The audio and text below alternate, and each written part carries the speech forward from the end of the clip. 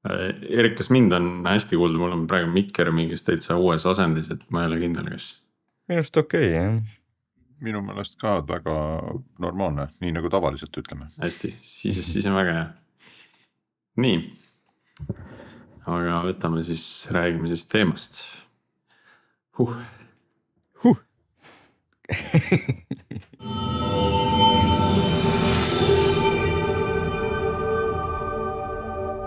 Tere taas Algorütmi kuulama, eetris on meie 335 episood, mille toovad teieni LHV, Nortal ja Codeborn. Mina olen Priit Liivak ja minuga tänast episoodi vedamas taas Erik Jõgi. Meil täna on kuulajatele üks taas selline magus kompvek. Oleme külla kutsunud Tartu Ülikooli Arvutiteaduse Instituudi arvutusliku neuroteaduse ja tehisintellekti kaasprofessori ja Eesti vist kõige tuntum ajuteadlase Jaan Aru, kellega räägime siis sellest, mis mõju AI toel toimiv arendusprotsess arendajate ajudele võib üldse omada. Tere Jaan! Tere ja muidugi aitäh, et võrdled mind kompvekiga, et sellest on hea kompliment, mida igas podcastis ei kuule, kahjuks. No aju ju suhkrut väga armastab, nii et siis sa oled täpselt õige koha peal. Aga saame kiirelt võib-olla tuttavaks ka või tutvusta ennast ka nendele kuulajatele, kes sinust mitte midagi ei tea. Et äkki veel mõni selline kuulaja on, et millega sa tegeled ja mis need teemad on, mida sa uurid? Selle peale meie tund läheb kohe, kui ma hakkaks seda kirjeldama, aga ma arvan, et lühidalt võib öelda, et ma olen teadlane ja see on kõige tähtsam, sest et minu jaoks tähendab seda, et ma uurin asju ja see ongi, need teemad on väga laiad, eks, et ma alustasin sellest, et mõtlesin, et kuidas meie aju genereerib teadvust. Ma olen teinud päris palju erinevaid asju ajuteaduses, pakkunud välja erinevaid teooriaid, mida ka rahvusvaheliselt tuntakse. Aga kõrvalt ma olen teinud muid asju, eks, olen teinud virtuaalreaalsusega tegeleme psühhedeelse virtuaalreaalsusega näiteks. Me tegeleme haridusega, on ju, et Eesti suure T-hüppe projekti uuringut veab just minu uurimisrühm, on ju. Neid asju võiks veel nimetada, aga see kõige tähtsam komponent, mis tänaseks siis tähtis on see, et tegelikult juba üle 10 aasta meie uurimisrühm tegeleb ka tehisaru uurimisega. Palju enne seda, kui ta niimoodi laiades massides super populaarseks selle sai. Ja siis, kui ta nüüd tuli niimoodi tagasi väga tugevasti siin ChatGPT ajastul, siis meie rühma üks põhifookus ja küsimus on olnud okei, mis mõju see omab nagu inimese mõtlemisele. Nii et see on väga lühike kokkuvõte. No võib-olla siis hakkamegi natuke nagu kaugemalt pihta, et näiteks ka Eesti AI on ju sihib sinna, et kõikides sektorites kasutada rohkem ja rohkem tehisaru on ju, just nimelt töö tegemiseks. Aga palju räägitakse ka sellest nii-öelda AI võimalustest ja võib-olla mitte nii palju nagu nendest ohtudest, mis sellega kaasnevad, et kui kõik need enda töödesse tegemistesse tehisaru nagu sisse toob, et mis riske sina ise näed, kui üha rohkem kõik valdkonnad AI-d kasutama hakkavad? Neid on ka nagu omajagu, et jälle episoodi lõpuni. Ja üritan kuskilt nagu alustada, aga ma ütlen ka, et tegelikult päris vahva, et alguses, kui see Eesti AI tuli, siis tundus, et see on väga selline ülioptimistlik ja et kõik on lihtsalt naiivsed, natukene naiivselt optimistlikud. Aga tegelikult rääkides nende inimestega seal sees, siis ma olen näinud, et seal on ikka inimesi, kes saavad aru ka ja on laval ka öelnud, et ehkki näiliselt produktiivsus tõuseb, siis tegelikult inimeste vaates asi ei lähe paremaks ja see ongi üks esimene oht ja probleem, mis on, et me räägime produktiivsusest ja nagu see oleks väga äge, aga me unustame selle inimese, kes tegelikult, kui me uuringuid teeme, näeme, et tema töö ja elu ei muutu kuidagi paremaks, eks. Teine asi, see produktiivsus ise, täna vast pikalt sellest ei räägi, aga nagu tegelikult, kui me vaatame andmeid, siis ei ole mingid andmeid, mis näitaks, et igal pool nagu produktiivsus tõuseb. Tegelikult neid efekte on tänaseks veel võrdlemisi vähe. Aga lühidalt paar ohtu veel mainides, siis saate valida, millest me räägime, on ju. Üks asi, mida mina ise olen uurinud ja millele olen mõelnud, on see, et tegelikult on suur oht innovatsioonile ja loovusele, sellepärast, et tehisaru lihtsalt lööb kõike nagu väga ühtlaseks, üheülbaliseks, kohati tõstab keskmist taset, aga seda variatsiooni vähendab. See on halb innovatsioonile. Teiseks, inimestel väga kergesti tekib ekspertsuse illusioon. Tekib illusioon, et ühelt poolt ma oskan ja teiselt poolt bossidel tekib illusioon, sa peaksid super kiiresti selle ära tegema. See on illusioon, seda tegelikult, seal on omad piirid. Kolmas probleem on see, et lihtsalt inimesed, kui nad ei harjuta ja nad ei tee ise asju, siis kognitiivselt nad ei muutu targemaks, vaid nad muutuvad, kuidas me ütleme viisakalt, rumalamaks. Ja võib-olla viimane asi, mis siia nimekirja lisada, mis meie jaoks tuli natukene üllatusena, millest täna võib-olla ei pea palju rääkima, aga on see, et tegelikult tehisaru nii-öelda ettevõttes, ta vähendab ettevõtte sisest usaldust. Nii et need on lihtsalt selektsioon probleemidest, millega me tegeleme ja mida me näeme, nii et näete, et siin peaks mitu osa tegema. Ja et ühesõnaga inimesed toetavad rohkem AI-le kui teistele inimestele ja sellepärast siis ettevõtete siseselt ei teki ka neid ühendusi ja usalduslikke linke.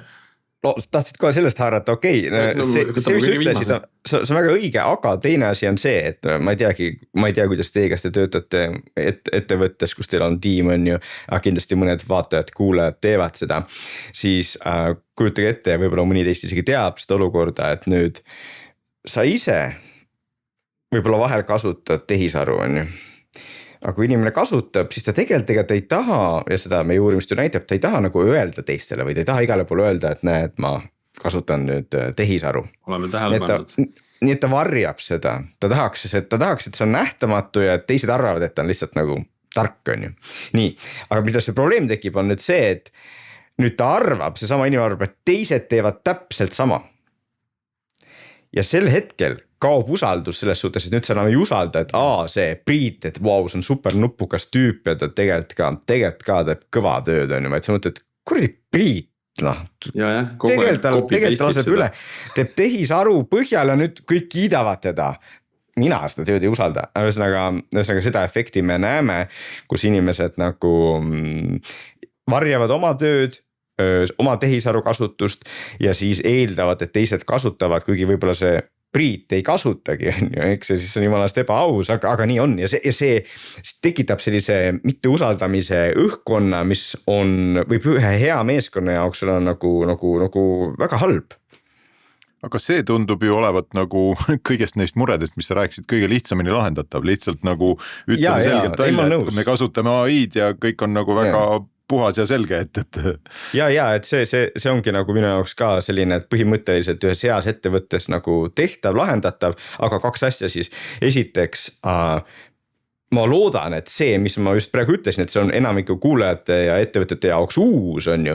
Et see ei olnud niimoodi, et tehisaru tuli ja siis kõik kohe teadsid, see viib selle probleemini on ju ja muudame seda on ju. Ei, selleks pidi uurimistööd tegema. Et ma usun, et sellest ka selle saate kuulamine on huvitav ja teiseks siis peab tõesti selle sammu, mis sa mainisid ka ära tegema on ju, oma ettevõttes rahulikult need inimesed kokku võtma ja ütlema, et nii, nüüd teeme niimoodi, et me nagu lihtsalt normaalne, et kasutad, see on okei, et kasutad, pane alati juurde, mida ja kus sa kasutad, sest muidu meil tekib see probleem.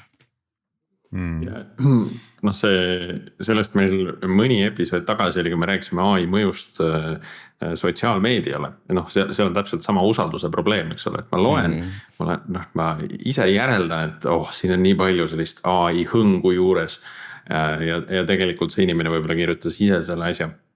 Või on ju eksamitel, ülikooli töös on ju, see on kõige hullem ka, kui nagu sul on vale positiivne, et sa nagu hakkad süüdistama inimest, sul tehisaru kasutanud, tegelikult ei ole. Ja mul on sellised toredad noorteadlased, kes minuga koos töötavad, kes üleeile just ühega rääkisin, kellele ma ka tõin esile, et vaatasin kasutab palju seda nagu listi on ju, kus on punkt 1, 2, 3. Ma tegin seda juba enne tehisaru ja tead, ma kasutasin mõttekriipse ka enne tehisaru, eks. Ja ma saan tast väga hästi aru tema frustratsioonist ja see on selles suhtes nõme nende inimeste jaoks, kes tegelikult päriselt ka hästi teevad.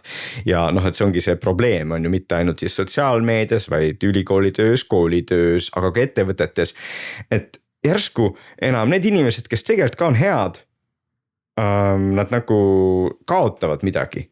sest nüüd teised inimesed arvavad, ja ta lihtsalt kasutab tehisaru, noh, mis ei ole. Ja need teised saavad näida sama head või noh, nagu selle tehisaru abil saavad välja paista, nagu suudavad samasugust asja genereerida põhimõtteliselt.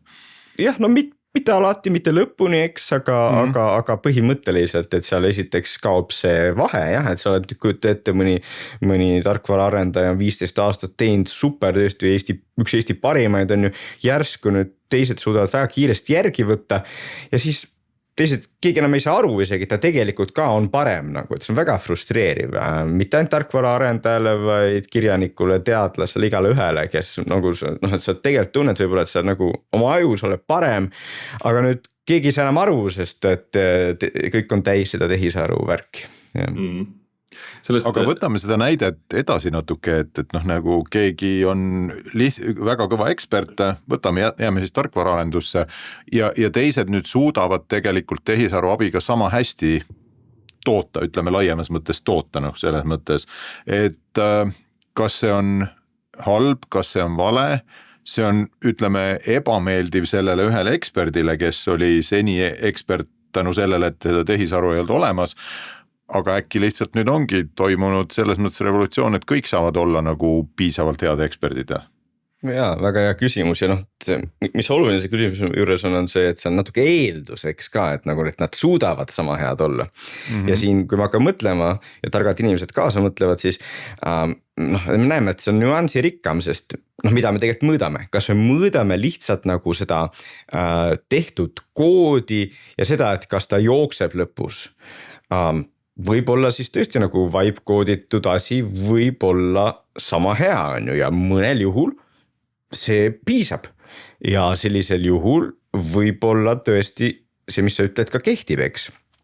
Aga need teised juhud, mis ma eeldan siiski on enamus praegu veel, kus näiteks klient siis küsib, okei, ma tahan midagi muuta, ma tahan sellest aru saada, mida see jupp siin teeb, ma tegelikult ka nagu süsteemis vaja nagu see integreerida ja siis see inimene, kes vibe koodis, noh, me teame seda uuringutest, ta tegelikult ei suuda selgitada, mis ta tegi. Ja tal ei mitte mingit aimu, kuidas see tegelikult töötab, ta ei suuda selgitada, ta ei suuda seda koodi parandada ise, ta ei suuda mingit koodi haldust teha ja selle koha pealt see ekspert ikkagi on tunduvalt ees, eks. Nii et see ongi natuke alati oleneb, et mis on see, mida me nagu tahame ja kui me tahame praegusel hetkel vähemalt seda kvaliteeti ja ka, et keegi kuskil inimene ikkagi vastutab ja saab asjast aru, noh siis ei ole see nii, et meil on võimalik eksperti tasemel seda teha, veel mitte. No samas isegi kui seda AI lahendust kasutab ekspert, siis ka mina tunnen, et siin on päris suur muutus selles, mismoodi see inimene peab hakkama mõtlema. Et siin tekib nagu see erinevus millegi asja loomise ja ülevaatamise ja pideva kritiseerimise vahel. Et ma ise tunnen, et arendajate ajud sageli ei ole nagu selleks treenitud, et kui nad on 15 aastat koodi kirjutanud, siis nad on harjunud mõtlema selles nii-öelda loomise režiimis, et kuidas nagu midagi disainida, kuidas see kõige tõhusam on, mitte nagu, et vaadata teiselt poolt, et kritiseerida aktiivselt seda siis iga minuti järel nagu genereeritud koodi, eks ole, et vaadata, et kas see on kõige tõhusam ja disaini mõttes kõige parem. Et selline nagu kognitiivse koormuse muutus on mulle tundub, et päris tuntav, aga ma tahaks nagu sinu nägemust ka sellele, et kui tõsine probleem see on või võib-olla see ongi, inimesed kasutavad paar kuud ja harjuvad ära, treenivad ringi ennast võimsust. Jah, et ma ütleks, et see on tõesti nagu sellise kogu nagu selle ülesande muutus ja siin on mitu aspekti, mida kommenteerida. Esiteks jah, et see ülesanne ei ole sama, et üks on see, et sa lood ise ja teed ise, teine on see, et sa kontrollid. Noh, osad tarkvaraarendajad kindlasti ongi selles seda tegemas seetõttu, et neile meeldibki see, et sa oled oma protsessis sees, sa tegelikult sul on nagu see nii-öelda mentaalne mudel sellest, mida sa lood on ju, ja see võimaldab sul nagu nautida ka seda protsessi, et sa oled selle nagu omanik ja autor ja sa saad aru on just, see on nagu loov tegevus, nagu ka ma oma teistes väljaütlemistes olen öelnud, et noh, et arvutikoodi kirjutamine on ka nagu, ta on loomine on ju. ja nüüd ehkki niimoodi sõnaliselt öeldes on ju, et ühel juhul kirjutad koodi, teisel kontrollid koodi, tundub vahet pole ja võib-olla mõnel ülemusel on ka, et vahet pole, siis tegelikult on see hoopis teine asi, eks. Sellepärast, et nüüd sa siis vaatad kellegi teise, antud juhul see näiteks Claude'i koodi ja arvatakse, et see on palju lihtsam ja palju kuidagi efektiivsem, aga tegelikult probleem on selles, et sul ei ole seda mentaalset mudelit sellest nüüd. See kuskil ei ole mingit mentaalset mudelit sellest kunagi olnud, Claude on seal lihtsalt kokku pannud näiteks antud juhul, eks.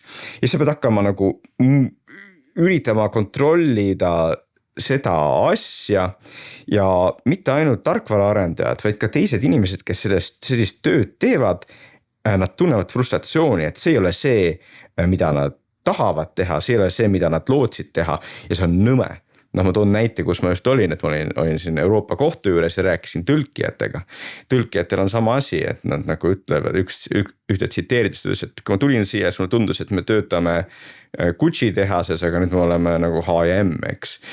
Ja mõte oli selles, et nüüd on ka neil nagu põhitööd teeb see kiire nagu automaattõlge ära. Aga siis selle asemel, et nüüd ise mõelda ja mingit mentaalset mudelit luua, aru saada, sa pead lihtsalt otsima neid lolle vigu ja siis nagu tegelema hoopis teise ülesandega, mida tegelikult sa üldse ei tahtnud teha. Nii et see on üks aspekt ja teine aspekt, mida lühidalt mainida on see, et inimesed on selles kontrollimises väga, väga viletsad. Meie katsed järjest näitavad, et sa võid anda inimestele ülesande, kus sa nüüd näed, et siin on ülesanne, siin on ChatGPT lahendus. Sinu ülesanne on anda õige vastus ja tea, et ChatGPT vastused on vahel valed.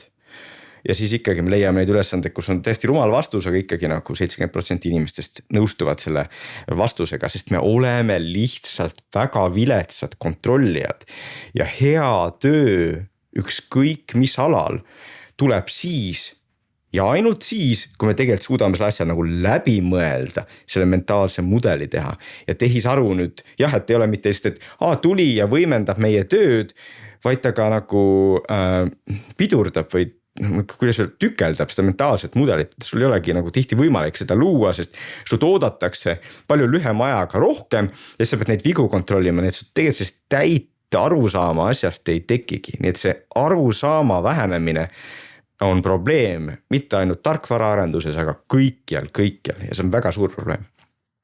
Aga kas see kontrollimine, see nagu sa ütled, et nagu me oleme selles väga halvad, igati nõus sellega, äkki see võib olla nagu puhtalt nagu läheb, ma ei tea, kuid või aastaid mööda ja inimesed õpivad seda paremini tegema või see lihtsalt mentaalselt on täitsa teistsugune tegevus, et ei olegi võimalik selles heaks saada? Ei, ma arvan, et on ikka põhimõtteliselt.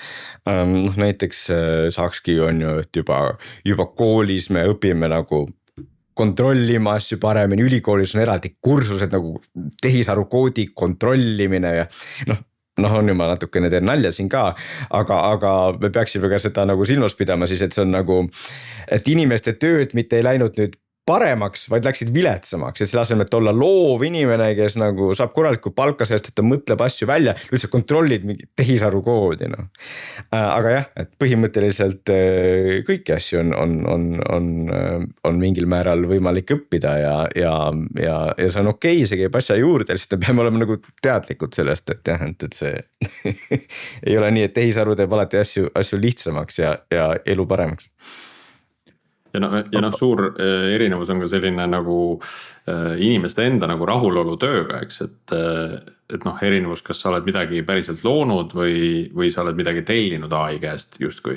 Et mina näiteks tundsin isegi seda muutust arhitekti rolli liikudes. Et jah, ma küll nagu panin mingisuguse arhitektuuri kokku, aga ma pärast ise seda koodi või ühtegi juppi sellest ei kirjutanud. Siis ikkagi oli selline tunne, et see juhtus nagu taustal, keegi teine tegi selle ära, eks. Aga see, et ma ise saaksin seda naudingut, mis ma varem sain mingisuguse koodijupi valmis kirjutamisest või mingisuguse featuuri nagu juurutamisest, et see oli hoopis midagi muud. See high oli hoopis nagu mingisugune teistsugune kui see, et mingisuguse arhitektuuri pildi paned kokku ja keegi teine teeb lõpuks valmis selle. Ja ega inimesed on erinevad, sellest kuulajate seas võib ka olla mõni neid neist, kes tegelikult, kelle jaoks on nii-öelda mentaalse mudeli kokkupanek ja nagu see koodi läbimõtlemine on hullult raske alati olnud. Ja siis tema jaoks võib-olla see, et ta nüüd teeb tehisaruga ja siis kontrollib koodi, võib-olla talle hoopis meeldib rohkem. Noh, et see kahtlemata neid inimesi ka on, aga jah, keskmiselt, et see on selge juba ikkagi hea mitu aastakümmet, et nii-öelda kui inimesel kõik nagu baasvajadused on hästi täidetud, siis see, mis ta vajab, on see, et ta saaks teha ka eneseteostust. Ja eneseteostust saad sa teha ainult siis, kui sa tegelikult nagu ise midagi lood. No, sellele ma olen keskendunud rohkem oma raamatus loovusest ja logelemisest, eks, aga noh, mõte on väga sama siin antud juhul, et tegelikult tehisaru võtab ära seda, et sa ise lood vähem ja selle võrra sul on vähem ka nagu võimalust iseennast teostada, eks. Kas siit tulebki nagu selline või noh, mulle tundub, et hakkab tekkima vastuolu, et kui varem oli nii, et noh, kui ettevõte, jääme tarkvara juurde näiteks, palkas tarkvarainsenere, siis see töö, mida ta pakkus, oli ka töö, mis sellele inimesele oli see eneseteostus või noh, nagu sellist pakkus, et need nagu kaks huvi, et ettevõttel huvi tulemust saada, see tulemus noh, nagu saadigi läbi selle, et keegi tegi eneseteostus. Nüüd inimesed tahaksid seda eneseteostust, aga ettevõttel on vaja kiiremini selle tehisaru abiga tegelikult luua, et need nüüd noh, et kui need varem olid nagu aligned inglise keeles, mis eesti keeles on nagu koos, et nüüd siis joondatud, siis nagu need tundub, lähevad nüüd nagu eri suundadesse. Kas tundub õigesti? Ja väga õige ja see on fundamentaalne probleem ja et selles suhtes, et muidu täpselt nagu sa ütlesid, et heas ettevõttes see, et sa nagu toetad oma nagu seda neid tippinimesi, kes teevad nagu head tööd, sa leiad neile selle võimaluse ja aja nagu tõesti tegeleda selle enese teostusega ja selle kõrvalt siis valmivad kõik need tooted ja asjad, mis vaja on.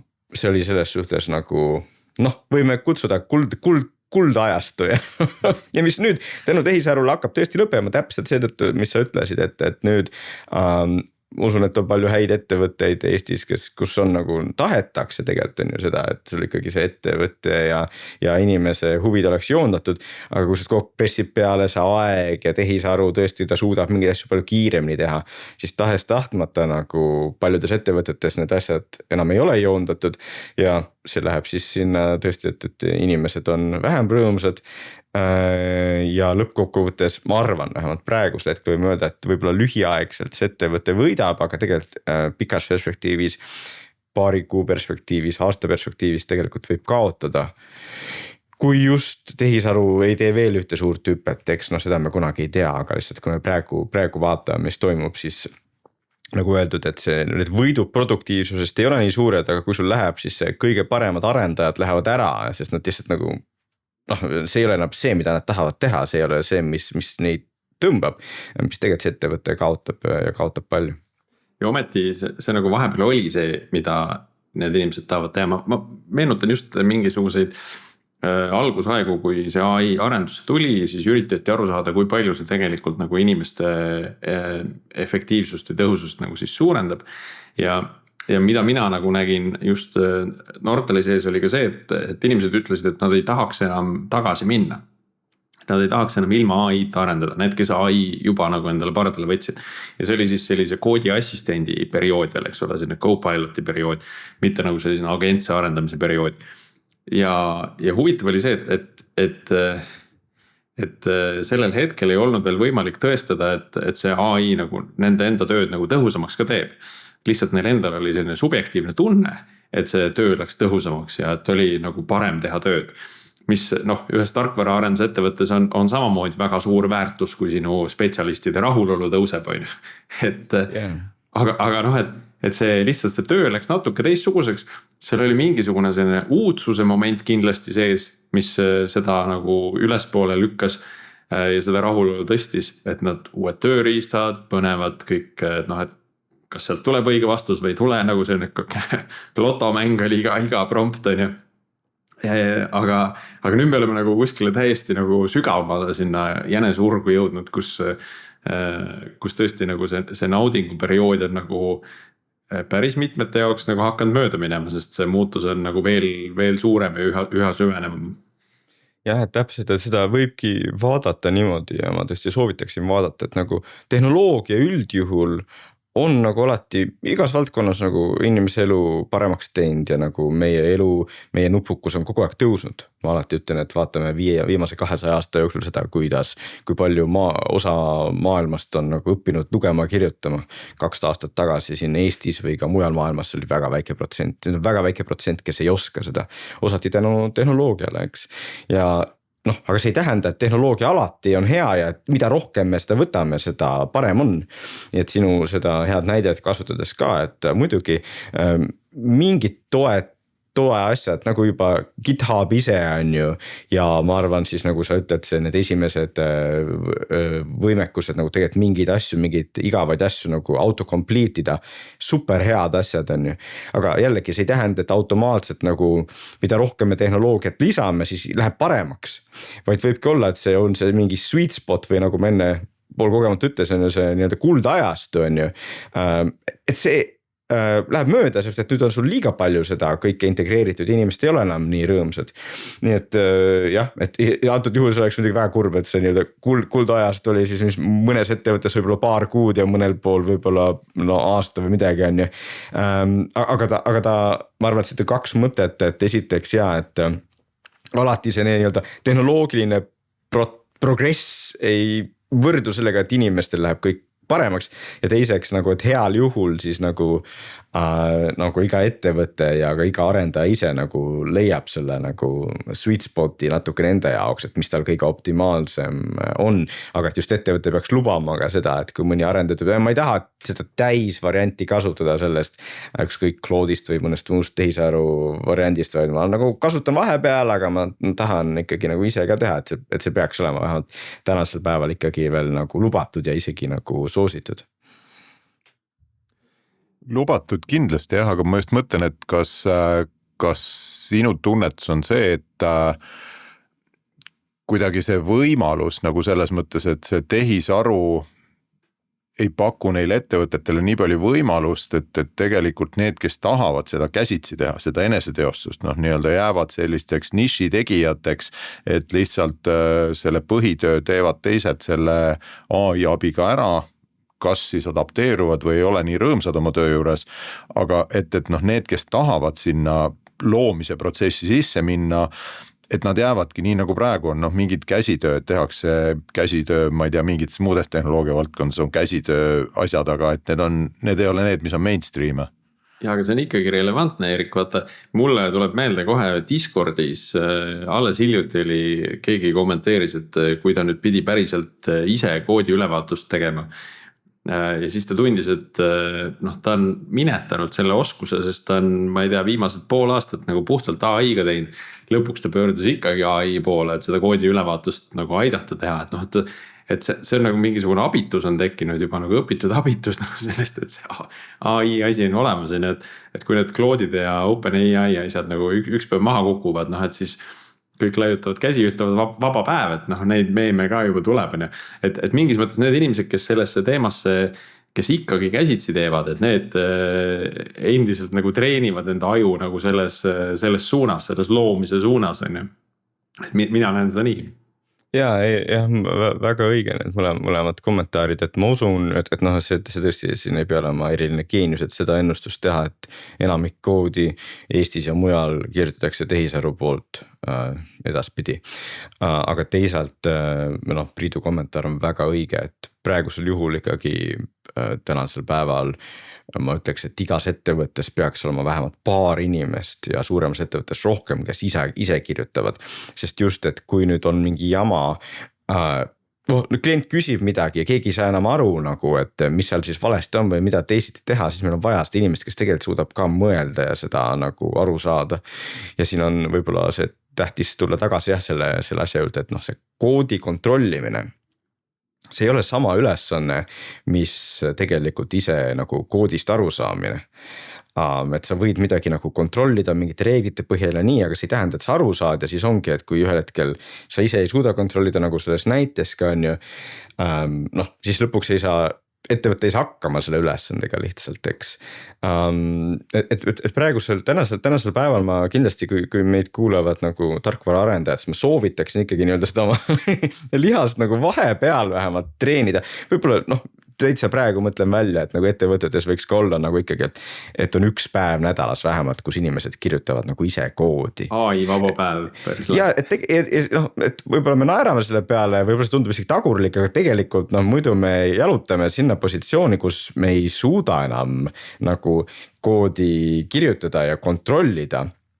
Pluss nendel päevadel saab väga hästi aru ka sellest, kui palju me tegelikult sõltume nendest asjadest, nendest tehnoloogilistest lahendustest. Ja, et see on nagu, ühesõnaga selline soovitus oleks nagu, et iga arendaja, kes kuulab ikkagi vahepeal teeks nagu ise ka, sest muidu sul lihtsalt see tõesti need oskused nagu kaovad. Et see on üks võib-olla põhiprobleem, mis meil nagu on, et me eeldame, et me oleme nii targad inimkonnana ja Eestina ja mõne ettevõttena, vaata, mis me oleme saavutanud, Need teadmised ja ekspertsus on väga-väga kiire kaduma. Väga kiire.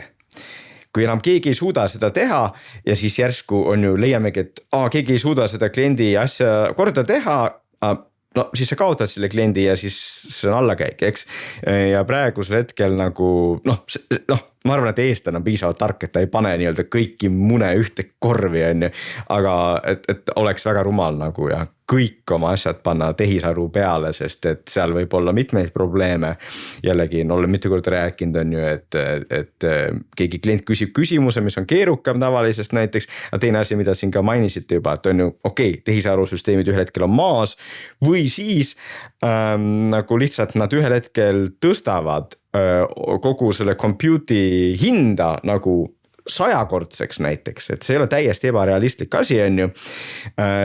Ja siis osad ettevõtted nagu tahaksid tagasi minna, aga kui sul ei ole inimesi, kes seal nagu suudavad seda teha, siis that's it on ju Ja see on nagu osa sellest, ma ei ütleks, et see on võib-olla avalik ärimudel, aga see on selline üks asi, mida tasub mõelda, et nagu nende tehisaru ettevõtete jaoks on kõige kasulikum, kui igasse töövoogu panevad tehisaru asjad sisse, sest siis, kui sa selle ettevõttena tõesti tõstad seda hinda 10 korda, on palju neid, kes ütlevad, aga me peame selle maksma, meil on mingit varianti, on ju. Nii et jah. Teema, millest ma kindlasti tahtsin veel rääkida, on selline arendajate püha graal, ehk siis selline vooseisund või flow state just nagu arendusprotsessi sees, et mis loob siis suure tulemuslikkuse ja siis kõrge rahulolu tööga ja annab veel palju muid hüvesid. Aga nüüd tehisaru rakendamine justkui nagu lõhub seda, alates juba sellest, et ma justkui valmistan mingi sisendi, siis ma saadan selle ka mingisugusele agentsele süsteemile lahendamiseks ja võib-olla tulen tagasi selle teema juurde nagu 15 minuti pärast, et see töö muutub nagu oluliselt katkendlikumaks. Et kuidas seda vooseisundit nagu sellises mustris nagu säilitada või kuidas seda võib-olla enda peas nagu raamida ringi niimoodi, et see vooseisund siiski nagu tekiks või et seda, ka seda naudingut sellest saada, et seal olemisest. Jah, et ma kindlasti olen sinuga nõus, et selline klassikaline nii-öelda programmeerimise vooseisund nagu kaob, et need tööriistad automaatselt ei toeta seda. Aga ma ütleks isegi veel nüansi rikkamalt võib-olla, et see, et millised inimesed nagu seda vooseisundit saavutavad, võib muutuda nagu, et muidu olid tõesti nagu need osad inimesed, kelle meeldiski nagu seal koodis sees olla ja kirjutada, aga põhimõtteliselt me võime ette kujutada inimest, kes nagu vibe code'ib, aga ta saavutab ka vooseisundi, kuna ta lihtsalt, kõik kogu aeg tehisaruga koos nagu tuleb ja tegelikult ta saab väga kiiresti edasi, et kui ta nagu tegeleb ühe projektiga korraga, ühesõnaga ei vaheta edasi tagasi ja nagu on selle projekti sees, siis ma arvan, et põhimõtteliselt on võimalik see vooseisund ka seal vibe code imises saavutada, aga need võivad olla täitsa nagu teised inimesed. Need võivad olla inimesed, kes nagu enne nagu sellise klassikalise programmeerimisega nii hästi hakkama ei saanud, sest see vajab päris palju nagu sellist ka tehnilist mõtlemist, sellist loogilist mõtlemist on ju, võib-olla nende jaoks oli nõrkus ja nüüd nüüd nad järsku suudavad seda asja teha. Samas kui see endine programmeerija, kui tal panna nüüd seda vibe code'i ima, siis tema jaoks on täpselt, et seal ei ole võimalik seda vooseisundit saavutada, see kõik on tükeldatud, kogu aeg sa tegeled mingi tehisaru jamaga. Ja siit me näemegi, et et selles suhtes ei saa öelda endingut, et see on hea või halb on, et ta muudab seda, aga kahtlemata nende inimeste jaoks, kes armastavad programmeerimist nii nagu ta on praegu, ta on selles suhtes negatiivne. No täpselt see sama asi, mis sa mainisid ära, et see töö nagu tükeldamine, et kuna nüüd tekib selline tükeldatus ja asünkroonsus nendes protsessides, siis tegelikult tulemus natukega on see, et ettevõtted eeldavad, et see inimene samal ajal, kui see agent seal nüüd toimetab, võtab teise featuuri endale arendamiseks. Tean ka mitmeid arendajaid, kes siis arendavad mitut projekti korraga. Endal on mingi mitu hobiprojekti, on ju, et kahe hobiprojekti kallal käib agent, on ju, ja samal ajal sa töötad oma tööprojekti kallal ka veel võib-olla, et see on omamoodi veel selline kognitiivne surve, et sa kogu aeg nagu täiesti erinevate domeenide vahel võib-olla ennast vahetad. Ja ta on surve ja jällegi võttes selliseks refrääniks selle, et inimesed on erinevad, siis on inimesi, kes selles olukorras võib-olla saavad isegi paremini hakkama, tõesti saavad väga palju veel rohkem tehtud, aga keskmist inimest see surve väga häirib ja ma ütlen, ma olen rääkinud erinevate tööalade esindajatega, kelle jaoks see et nüüd sul ülemus ütleb, oi sa saad palju rohkem tehtud, kuule enamiks sinu töös saab nüüd tehisaruga teha, et muidugi sa saad rohkem tehtud, et see on väga häiriv, ta on ka see natuke solvav selles suhtes, et kui sa oled ikka päris ekspert, olgu see siis programmeerimises või teadustöös või tõlkimises, siis tegelikult see sinu töö ikkagi ei ole nii lihtne ja tehisaru päris eksperdi tööd tihtipeale ei automatiseeri nagu. Täpselt ma ei tea seda päris tippu nüüd programmeerimises, et kui lähedal päris tippudele see seal on, aga võtame jällegi, et rääkisin tõlkidega, et tõlkimises nagu tundub küll, et täitsa automaatne värk, kui sa oled seal nagu Euroopa kohtu juures on ju, siis sul on nagu päris palju sisulist mõtlemist vaja teha, et mida see üks või teine sõna tähendab, et sõnad on ju keerukad, terminid on ju, ja seal see tehisaru tõlge tegelikult ta kohati, ta ei tee midagi kiiremaks, mitte midagi, sest et sa annad selle nii-öelda jura ette ja siis tuleb kauem aega, et seda nii-öelda korda teha, eks on ju, aga tulles tagasi selle põhiprobleemi juurde on see, et su ülemus või kõrgülemus arvab, et sa suudad palju kiiremini teha, et mis passid nagu on ju. Et see on see üks oht, mida ma enne ka nimetasin, see on nii-öelda ekspertsuse illusioon, et ülemustele tundub, et mis asi, et tehisaru suudab selle ju teha ja paljud arendajad ilmselt ka näevad seda, et just, et ülemus arvab, et sa suudad selle nüüd tõesti teha 5 korda kiiremini, aga tegelikult, et hästi teha, et kvaliteeti tagada, võib-olla suudad natukene kiiremini teha, aga mitte 5 korda, eks on ju. Ja siis on nagu see niimoodi see vastuolu selle vahel, et mida ülemus arvab ja mis siis tegelikult päris eksperdil nagu aega läheb. Jah.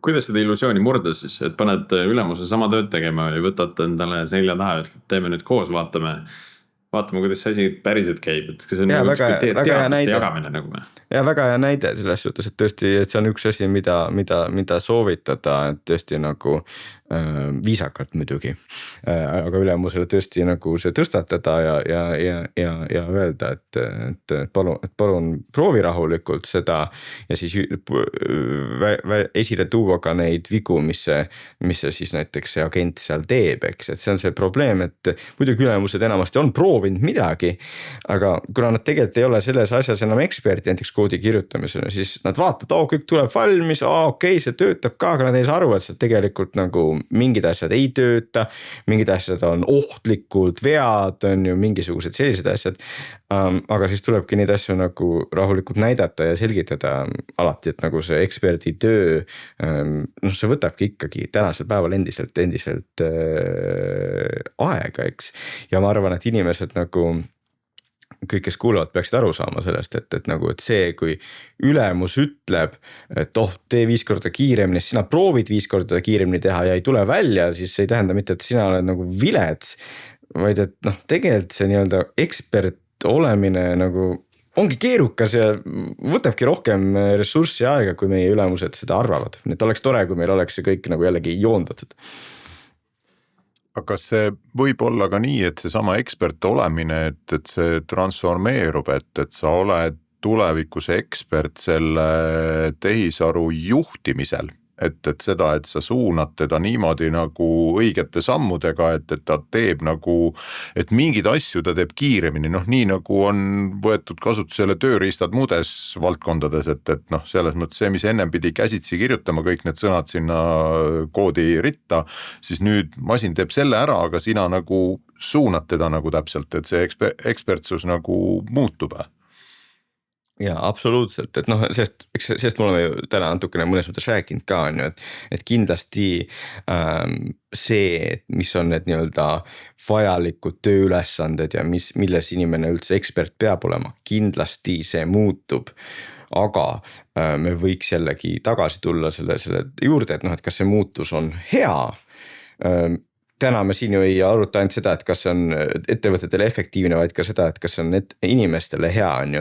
Ja siis just seda, et nagu mõned inimesed nüüd saavad võib-olla paremini, nad saavad paremini eksperdiks, neil veab, aga on ka inimesi, kes nagu seni on olnud eksperdid ja järsku enam seda, et nad on eksperdid ei hinnata. Jälle kujutame ette see 15 aastat töötanud üks parimaid nagu tarkvara arendajaid on ju, järsku tema ekspertsust enam ei hinnata, et noh, see on väga suur probleem ja ma ütlen ise oma eelmise raamatu jaoks ma nagu uurisin nagu neid loovaid inimesi ja inimesi, kes nagu tõesti pühenduvad oma tööle ja seal. No sa näed, et nende jaoks kogu see nende elu nagu muutub ja osati elu mõte kaob, noh võib-olla illustratsiooniks, et on ju siin 2017 või 2016 on ju võitis see AlphaGo võitis selle ühe maailma parima Go-mängija vastu. Ja siis ma ei mäleta, kas oli see Go-mängija või see oli see teine tipp, keda ta võitis, aga pärast seda ütles, et noh, ma ei tea, mida ma teen oma eluga, nagu, et selles suhtes minu jaoks nagu üks mu põhipointe mu elus või elu tuum on nagu järsku kadunud. Et järsku masin suudab seda teha hoopis teistmoodi kui mina ja hoopis paremini. Ja jällegi, mõnes mõttes võib öelda, nojah, see on lihtsalt progressi hind ja alati on neid inimesi olnud, kes kaotavad ja nii edasi. Okei, aga ikkagi me peame ka nende inimeste peale mõtlema, eks on ju. Ja mina ise nagu tunnen alati nagu kaasa nendele inimestele ja mul oleks hea meel, kui läheb nii, et me siin tekitame suuri rikkusi nagu selle tehisaruga, mida ma veel praegu ei näe, on ju. Et siis noh, need inimesed saavad ka kompenseeritud ja niimoodi, noh, jah. Ma just tahtsin küsida, et kas sa näed mingit lahendust või mingit nagu, ma ei tea, väljapääs on võib-olla vale sõna, aga nagu võimalikke teid siit edasi praegusest situatsioonist, mis on nagu sellised optimistlikumad või rõõmsamad nendele. Ja, et ma arvan, et me Eestis peaks nagu selles suhtes ilmselgelt me Eestis me ei tee on ju maailma suurimaid tehisaru mudeleid ja noh, me ei suuda tehniliselt neid asju seal tehisarust teha, aga me võiks näiteks seda teha, et me nagu keskendume sellele, et mis on nagu kõige inimsõbralikum tehisaru kasutusviis näiteks ettevõtetes on ju, siis asju saab ka patenteerida ja nagu mingid mudeleid välja töötada, et kuidas me üldse nagu töötame nii, et tõuseb produktiivsus, aga samas inimesed on ka nagu õnnelikud ja tunnevad, et nad tegelevad eneseteostusega. Ma siiralt usun, et see on täiesti võimalik. Lihtsalt ta kipub sellest tehisaru võidujooksus nii-öelda jalgu jääma, on ju, et inimeste ja töötajate peale nagu eriti ei mõelda ja ma arvan, et see võiks olla üks asi, mida me siin Eestis nagu teeme paremini. Sest on võimalik ja mitte ainult võimalik, vaid ma arvan, et praeguse hetkel isegi nagu selgelt kasulik, et kõige paremad tulemused tulevad tänasel päeval seal, kus sul kasutad tehisaru õigesti, õigel määral, aga sul on ka seda inimesest tipud, kes nagu on innovaatorid ja tõesti kontrollivad ja rakendavad seda õigesti. Et praegusel hetkel on see ikkagi nagu edu valem ja noh, et kuidas seda õigesti teha. Noh, see on natuke iga ettevõte peab ise nuputama, aga jah, et ei tohiks lihtsalt kuulata, et kasutame hästi palju ja igal pool, et noh, et see ei ole automaatselt edu valem. Ja et see oli täpselt eelmise episoodi see võtmesõnum ka, et noh, et kuna AI võimendab kõike, siis ta võimendab lollust ja seda nutikust täpselt sama palju või samamoodi. Et noh, sul on vaja seda nutikust ettevõttesse, et seda siis tõhusalt ära kasutada ka. Osa sellest nutikusest tuleb kogemusest ja sellest me oleme täna nagu ka nii omajagu rääkinud. Ja siin on erinevaid diskussioone olnud erinevates gruppides ka Eesti hariduse teemal ja IT-hariduse teemal ja sellel need vestlused on mõned ka sinna jõudnud, et noh, üks asi on see, mis haridusega inimene ülikoolist välja tuleb ja teine on see kogemus, mida ta kuskil ettevõttes nagu päriselt saab. Et noh, täna kogu see maailm on sellises nagu suures shiftis on ju, et me isegi ei tea, mida õpetada on ju, ja rääkimata sellest, et kui see inimene nüüd tuleb tööle, see kogemus, mis ta saab, kas see nagu on kehtiv või pädeb üldse nagu poole aasta pärast on ju. Aga ma võib-olla küsin sinult niimoodi, et kuidas kogemust õpetada? Et noh, kogemust võib öelda, et saab omandada, aga kuidas nagu tõhusalt kogemust omandada siis? No ma võib-olla sõnastaksin selle ümber, et noh, et me näeme et praegu on tohutu muutus, ülikool peab muutuma, kool peab muutuma täpselt, et see, mida inimene töö juures teeb, see kaugu muutub. Mis tähendab omakorda minu arvates, et me peaksime nagu alates koolist, aga hiljemalt nagu ülikoolis väga palju õpetama seda, et nagu kuidas siis nagu ka muutustega toime tulla, kuidas nagu asju ümber mõelda, kuidas hakkama saada sellega, et mingi asi on teistmoodi. Ja see tähendab, noh, seda on paljud öelnud, nii et sellest siin ma lihtsalt kordan, et nagu me peame õpetama teatud tüüpi üldpädevusi, et kuidas sa üldse õpid uut asja, kuidas sa suudad teistmoodi mõelda mingist asjast, eks. Et need ei ole asjad, mida mina koolis või ülikoolis õppisin ja võib-olla teil oli sama, eks. Et noh, me õppisime mingisuguseid oskuseid ja tore, aga tegelikult tänapäeval läheb palju rohkem vaja seda, et sa suudad kiiresti nagu ümber kohaneda. Ja need asjad, need oskused kõik on õpitavad, aga see ei ole triviaalne, kuidas seda õpetada ja siin peaks nagu natukene nuputama, et kuidas seda teha. Aga noh, et see võiks olla ka üks asi, mida nagu Eesti AI teeb nagu, et me õpetama nagu noori ja vanu ja kõiki nagu kuidas nagu kohaneda ja erinevaid tööriistu katsetada, proovida, aga samas valmis olla, et see poole aasta pärast võib hoopis teine seis olla ja et see on okei.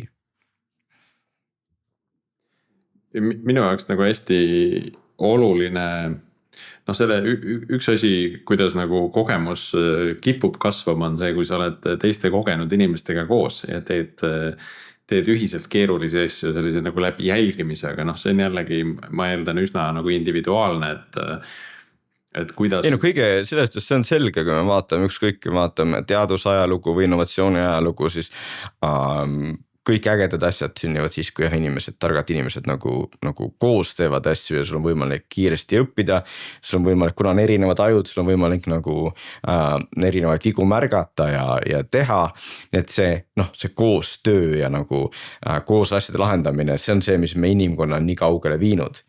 Aga nüüd, võib-olla see käis meil alguses läbi ka, on ju tegelikult see, aga noh, tuleb välja, kui me uurime töötajaid, siis tegelikult inimesed palju tõenäoliselt nüüd küsivad tehisarvult vastuseid, eks.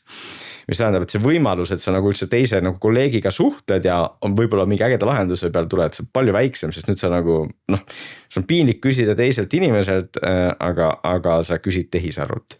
Nüüd võib-olla siia ka kuulajatel see nipp, et nagu pigem ikkagi teinekord nagu seal kohvipausil või nagu seal kuskil lõuna ajal nagu noh, et küsige nagu sellelt kolleegilt, et alguses ei ole ebamugav, aga et ainult see nagu võimaldab sellist asutuse sisest nagu innovatsiooni, et tehisaru jah, et vastab osadele küsimustele paremini kindlasti, aga see vastus ühelt poolt võib olla igavam, teiselt poolt ka lihtsalt, et noh, võib vähem tekkida niimoodi sellist väga ägedat sünergiat inimeste vahel.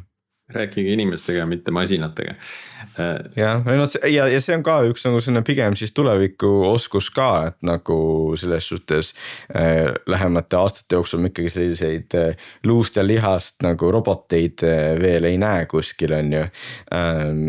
Nii et selline inimestega suhtlemine, see komponent muutub väga tähtsaks ja igas ettevõttes ta on ka endiselt väga oluline, eks. Okei, kas see on niimoodi, et kui varem oli, ei olnud seda, ütleme tehisaru, siis sul ei olnudki muud varianti, kui nagu kuidas seda saada, sa pidid teistega rääkima. Nüüd, kui on tehisaru olemas, on nagu see lihtne põgenemistee on olemas, aga et nüüd sa peadki eraldi õppima või teadvustama seda, et ma pean teiste inimestega rääkima, et varem nagu see oli nii loomulik, et jah. Ja, see on üldine see asi, et ongi, et kui meil ei ole teatud tehnoloogilisi vahendeid, siis me teeme teistmoodi ja tihtipeale see siis tähendab ka, et me suhtleme inimestega ja nii edasi. Sama asja me nägime on ju sotsiaalmeedia puhul ka on ju selles suhtes, et sotsiaalmeedia äge tehnoloogia, aga teiselt poolt üks tagajärg on ka see, et inimesed on üksikumad ja suhtlevad vähem, eks. Ja siis sa pead nagu hakkama seda ümber treenima nagu sellist baasoskust nagu taasavastama, eks. Jällegi, et inimesed on erinevad, on ju mõne jaoks see, et sa saad sotsiaalmeedias suhelda või saad tehisaruga suhelda, see on super, sest sa päris inimesega lihtsalt kunagi ei suudakski seda teha. Aga keskmise inimese jaoks on ikkagi suur kaotus, sest jah, meie üks kõige suuremaid tugevusi meie ajul on see, et me nagu suudame nagu niimoodi sotsiaalset asju ajada ja enamik inimkonna nagu suurtest innovatsioonidest tuleb seeläbi, et oleme nagu koos teinud neid asju, eks. Jah. Siia lõppu võtan veel ühe huvitav mõtte enda kolleegilt, kes küll on tarkvara arendussektoris, eks, aga ei ole arendaja ise oma rollilt. Ja ta tegi hiljuti pikalt koostööd ühe disaineriga, nad põhimõtteliselt vibe code'isid ühte sellist proof of concept'i. Ja tema nagu järeldus oli see, et kuigi nagu, et see AI annab selle võimaluse, et see tõstab tema nagu seda baastaset, tema nagu alumist latti tõstab nagu oluliselt kõrgemalt, ta suudab rohkem teha, kui ta muidu suudaks. Aga see disainer, see spetsialist, kes on kogemusega spetsialist, lükkab tema nagu seda klaaslage nagu kaugemale. Et AI läheb ainult teatud piirini või sealt tekibki see ühetaolisus, selline keskmistumine tekib, on ju. Aga see kogemusega spetsialist suudab nagu tema maailmapilti hoopis teisel viisil avardada, et koostöös ühiselt nad suutsid nagu midagi hoopis rohkemat, kui ta oleks üksi suutnud AI toel teha. Jah, et selliseid lugusid praegusel hetkel on meil palju, et see ei tähenda, et tehisaru läheb paremaks kogu aeg ja et see ei tähenda, et nagu mitte midagi ei ole võimalik nagu tehisarult õppida ja mitte nagu kuidagi ei saa nagu sealt nagu kasu saada praegu ja tulevikus saab, aga lihtsalt kui me vaatame tänapäeva nagu fakte, siis tõesti praegusel hetkel nagu tehisaru nagu päris tippe nagu veel aitab kohati vähe ja päris ägedat innovatsiooni teeb ka vähe. See ei tähenda, et seda üldse ei ole, aga ikkagi see hype on palju suurem kui see, mis nagu me tegelikult näeme. Ja mina ka ikka iga kord, kui tuleb uus mudel on ju, siis ma nagu proovin korra vaadata, et kuidas ta nagu mingi aspektiga minu tööst hakkama saab. Ja see on huvitav katse, aga seni ta ei ole mind üllatanud või ta ei ole midagi teinud, millega ma tunneks, et okei, et nüüd ma lähen bensile. Võib-olla varsti lähen, eks, aga nagu et see oleks välja öeldud ka, et kuigi meie ümber on palju seda juttu, et tehisaru on super võimekas, siis tegelikult enamikude ekspertide puhul tänasel päeval tehisaru ei ole ikkagi selle inimesest eksperdi tasemel, sest üks asi on see eriala teadmine, aga teine on ka see, et sa tõesti siis õiges kontekstis suudad täiesti õigelt seda asju öelda ja mõelda, et meie aju praegu veel on nagu ägedam ja mõtleks ka selle kohta niimoodi, et nagu see tehisaru probleem nagu algusest peale, 1950-ndatest peale on olnud see, et me nagu ülehindame tehisaru ja alahindame iseenda mõistust ja seda viga me ei peaks siin Eestis tegema.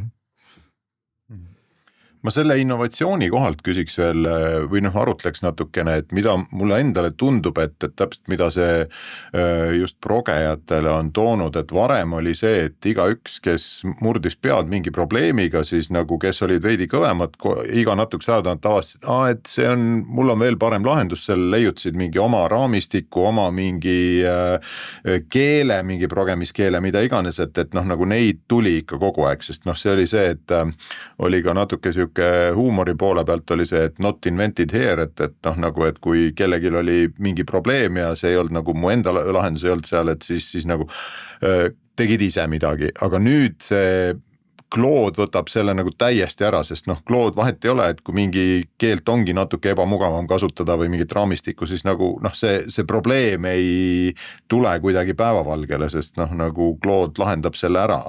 Et mulle tundubki, et innovatsiooni tekib vähem. No mulle küll tundub, et kui nagu kuskilt mingit statistikat vaadata, et mingi uute raamistike, uute keelte nagu juba viimase, ma arvan, 2-3 aasta jooksul on neid oluliselt vähem tulnud, sest inimesed nagu fookus on mujale läinud. Ja ma ei tea, kas see on halb või hea, aga ja teine asi on ka see, et kui sa varem otsisid mingit lahendust, siis sa leidsid mingi uue raamistik, võib-olla sa proovisid, aga praegu Claude ütleb sulle, et seal seda lahendab see raamistik, mis on teada, millele on nagu tema näited on olemas nagu selles mõttes ja ta teeb seda niimoodi, et seal ei ole nagu miski ei lükka seda edasi nagu või. Jah, et see viis, kuidas ma vaatan, ongi see, et nagu tegelikult see, nagu ma olen öelnud, et inimeste innovatsioon kogu aeg on inimkond innovatiivsemaks muutunud. Aga nüüd oleme loonud masinad, mis teevad nagu meie eest ära seda ja siis tegelikult me näeme mingites mõõdikutes, et nagu see nupukus ja ka innovatsioon võib väheneda. Ja siis meile müüakse seda ideed, et pole probleemi, tehisaru teeb innovatsiooni, kõik on fine, tulevik on helge. Aga see on lihtsalt visioon, eks, et see ei ole mingi fakt, et see, mis fakt on see, mis seni on olnud. See, et viimase 10 000 aasta jooksul, viimase 2000 aasta jooksul, viimase 100 aasta jooksul on inimkond teinud väga palju innovatsiooni. Me teame, et meie ajud suudavad teha innovatsiooni ja meil on track record. Tehisaru puhul meil on see nagu visioon, et kõik tuleb. Et ma arvan nagu ikkagi, et me muidugi kasutame neid asju, mõtleme, kuidas neid saaks oma töövoogudesse panna, aga me ei peaks olema vähemalt Eestis nagu naiivsed, et me usume, et tuleb see helge tulevik, kus kõik mured saavad lahendatud ja innovatsioon on hoopis teisel tasemel. Ei, keskendume sellele ägedale innovatsioonile, ägedale asjale, mis me siin Eestis teinud oleme ja vähemalt osati katsume alles jätta seda nii-öelda nupukust ja kogu know-how'd, mis on meid selle praeguse innovatsioonini viinud, eks. Aitäh, Jaan. Kahjuks me väga huvitava vestlusaega hakkab ühele poole tiksuma. Siin selles episoodis oli tõesti mõtteainet rohkem väga palju, et minule jääb endiselt kõlama, et suhelge inimestega, mitte masinatega. Tulge meie Discordi, seal on palju inimesi, palju tarku inimesi, kellega suhelda. Et sealt kindlasti leiab neid sarnaselt mõtlevaid inimesi, kellega ja ka erinevalt mõtlevaid inimesi, kelle käest midagi uut on õppida. Et see on kindlasti aktiivne teema, eks mõtleme edasi ja viime siis. Mõtleme edasi. See kõlab väga lihtsalt, mis sa ütlesid, aga see ei ole lihtne. Peaksime nagu tegelikult keskenduma selle, et me tõesti edasi ka mõtleme. Aga proovime. Ärme seda ära unusta, mõtleme edasi. See peaks jääma täitsa nagu mingiks sloganiks. Võib-olla peaks see olema nagu Eesti AI slogan ka, nagu mõtleme edasi. Mõtleme edasi. See kõlab hullult triviaalselt, aga tegelikult see ei ole. Oli ju mingi telesaade oli ju siis, kui tuli see perestroika ja kõik need ajad, võib-olla te olete natuke nooremad, ei mäleta seda aega. Minu meelest oli täpselt mõtleme edasi selle saate nimi, kus kõige Eesti tolle hetke targemad pead istusid seal ümber laudade ja arutlesid mingite teemade üle. Aga nüüd on tal teine tähendus, et mitte, et me mõtleme endigi nagu tulevikku, vaid et me üldse kuidagi veel edasi mõtleksime. Just. Väga kihvt. Aitäh, Jaan, aitäh ka meie kuulajatele ja aitäh Eerikule kaasa tegemast. Aitäh. Mõtleme edasi ja kuuleme taas uuel nädalal.